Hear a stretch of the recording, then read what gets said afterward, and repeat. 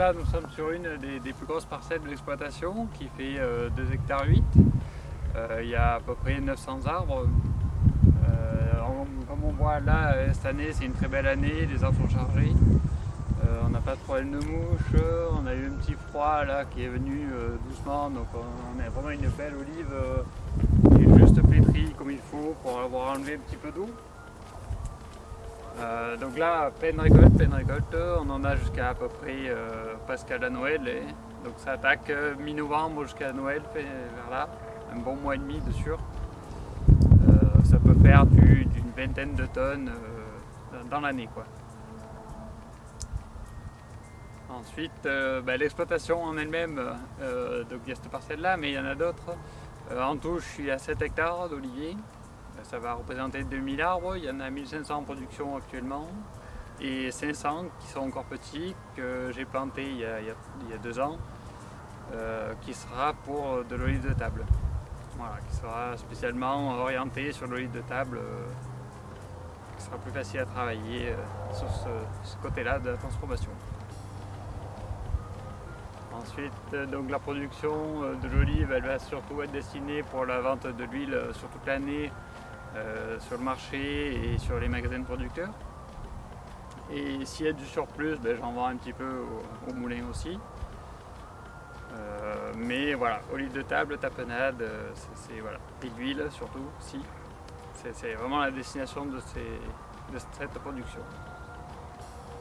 Alors, par rapport à l'olive noire ou l'olive verte, c'est une question de maturité. Au début, tous les oliviers font de l'olive verte. Et si on les laisse petit à petit laisser mûrir tranquillement, elles vont noircir.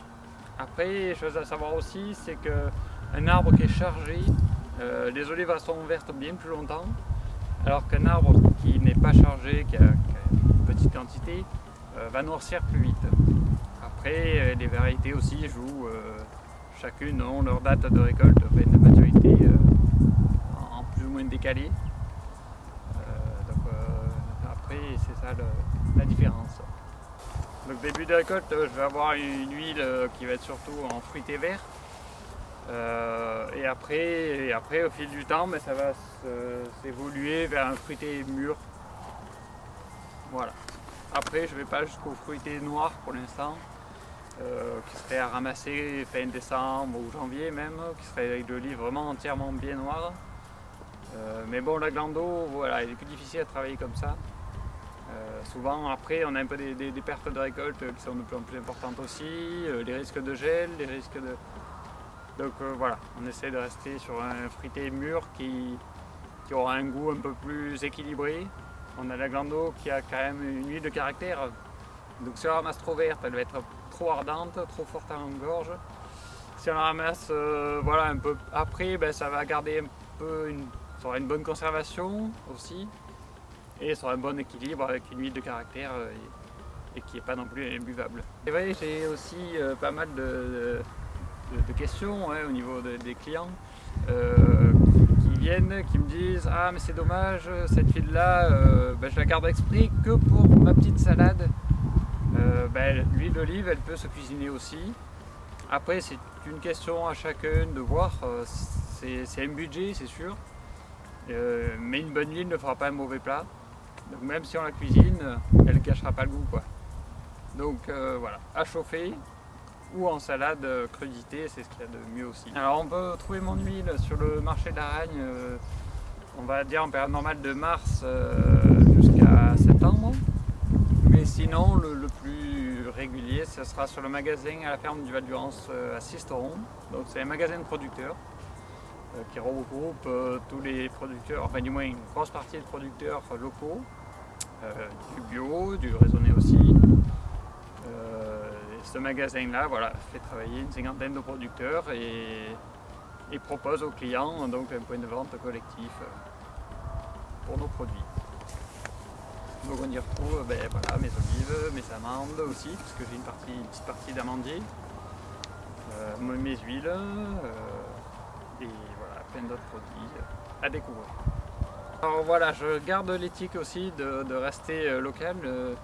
Donc le moulin, lui, se trouve au Mai, qui est à une quart d'heure d'ici à peine. Je ramasse, je mène le plus rapidement possible au moulin aussi pour garantir un maximum de qualité. Parce qu'au ramassage, il y a forcément un peu des coups sur les olives. Et pour éviter qu'elles, pas jusqu'à rancir, mais bon, ça peut donner un peu quelques petits goûts si on cherche vraiment. Donc voilà, pour optimiser vraiment la qualité, je mène le plus rapidement possible au moulin après la récolte. Et je récupère mon huile, bien évidemment. Ça, c'est une chose obligatoire. Après, à partir de l'olive de table aussi, donc pour de la verte, on va la ramasser ici, sur la Camp d'eau surtout, mi-octobre. Après, ça dépend des années, plus ou moins en avance ou en retard, mais sinon c'est à peu près autour du 10-15 octobre. Ça peut aller encore un peu après, jusqu'au 20 ou selon les variétés, selon la charge de l'arbre aussi, que la maturité va être plus longue. Donc ça, c'est pour la partie verte. Et après, pour la partie noire, donc on va attendre vraiment qu'elle mûrisse, que l'olive soit entièrement noire. Et ça, ce sera uniquement à partir de ou Noël ou janvier même, que l'on va la ramasser. Donc la noire, une fois ramassée, elle va être effeuillée. Ça va être mis en saumure. Donc une saumure, en fait, c'est de l'eau et du sel. Ça va lui permettre donc d'enlever l'amertume qui est dans l'olive et du coup elle va être mangeable. Parce que malheureusement on n'a pas cette chance de pouvoir ramasser et manger les fruits en même temps. Ça c'est impossible. Du coup voilà, la noix est mise en saumure, elle peut attendre 6 mois, 1 an, voilà, elle est stabilisée en saumure, elle se garde. Et après elle devient bonne à manger et au fur et à mesure je les sors. Je les rince, je les égoutte bien. Et après j'aromatise bien souvent avec un filet d'huile et un peu d'herbe de Provence, un peu d'ail. Voilà. Tout est trié à la main bien sûr. Donc chaque olive que vous verrez dans mes barquettes, elles sont toutes passées sur un plateau et à la main.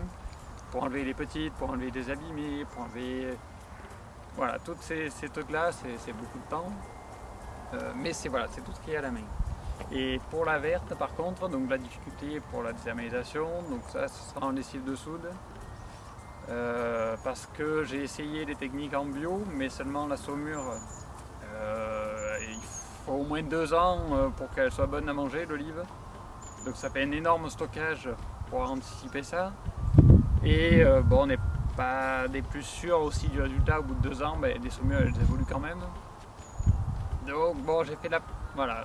Le verger est en bio, mon huile est labellisée bio, mais la partie verte de table, la difficulté, voilà, pour l'instant, je la garde en lessive dessous, donc méthode traditionnelle, on va dire. Je rince bien plus que ce qui est recommandé, et après mis en saumure. Et même travail que la noire, c'est tout remis sur le plateau, tout trié à la main pour enlever les petites désabîmées. Voilà, c'est du travail, c'est sûr. Il me reste encore plein de choses à apprendre parce que chaque année est différente, chaque olive est différente. Donc, mais voilà, c'est quand même un travail intéressant à suivre. C'est du vivant aussi, donc il n'y a pas une règle pile poil. Il y a des fluctuations à gérer pour essayer d'optimiser les qualités.